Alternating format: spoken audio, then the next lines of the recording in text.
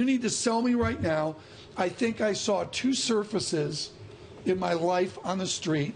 Basically, nobody uses it anymore. Why do I care? And that was the issue with Windows 8, was it was built for a tablet world before the world was ready for a tablet world. They skipped Windows 9. Now we're getting into Windows 10. Skipped Windows 9. They skipped Windows 9 maybe to distance themselves a little bit from that Windows 8 that was considered a bit of a disaster. Windows 10, they're really looking to kind of rebuild their name here and get back into the market that's now being winning by the likes of Apple, by Google, and say, hey, look, we have something that can kind of bring back the delightful experience of Windows on the computer and on a touch screen. Next question. I hate Internet Explorer with a passion. It's going away. The only guy I know that uses Internet Explorer is Dan Arnell here at Bloomberg Television. No one else on the planet uses it. It goes away. In this new update, they have something called Edge. It's more comparable to Safari or Chrome. If you two get a royalty on this? Let me. No, hold on.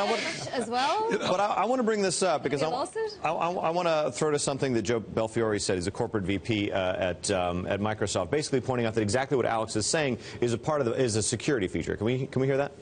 Today, people are using the internet with aggressive and very clever forms of code to do everything from get consumer credit cards to compromise corporate data security. And Windows 10 has a range of security features from our new browser, Microsoft Edge, that'll help consumers protect their data, because that browser was architected using our new app model. It's sandboxed from everything else, so consumers get benefit.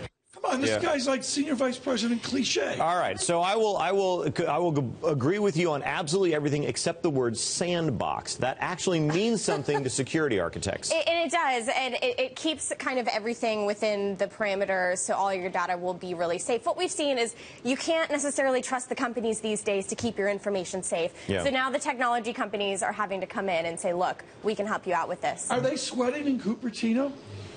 I haven't heard that they're sweating so much in Cupertino. Apple on their machines, their OS, their operating system has done so well, and it's such a more interesting, delightful experience, which is why Microsoft has had so many problems, because it just can't keep up at this point. What does this mean for its corporate market? Because I can tell you, nobody from systems here has come around and said, everybody get ready, we're upgrading to Windows 10. Right, and BlackBerry lost the corporate market and never got it back again.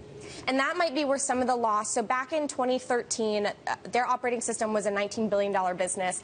Their CFO, Microsoft CFO, in April said it's about a $15 business. That's a $4 billion gap there.